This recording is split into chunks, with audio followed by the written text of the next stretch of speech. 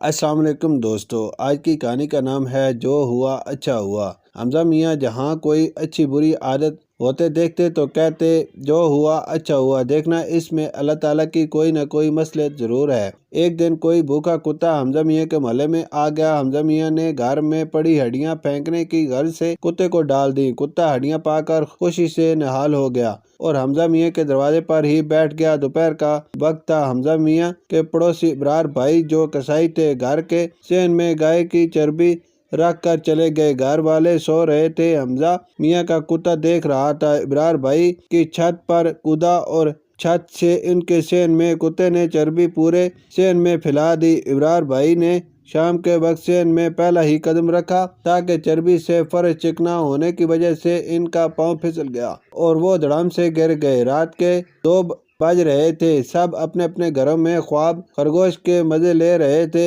ایک چور ابرار بھائی کے گھر میں داخل ہونے لگا۔ پورے گھر کا جائزہ لینے کے بعد اس نے پیچھے سے کودنے کا فیصلہ کیا۔ چور نے جیسے ہی چھلانگ لگائی وہ پھسل کر دیوار سے جا ٹکرایا۔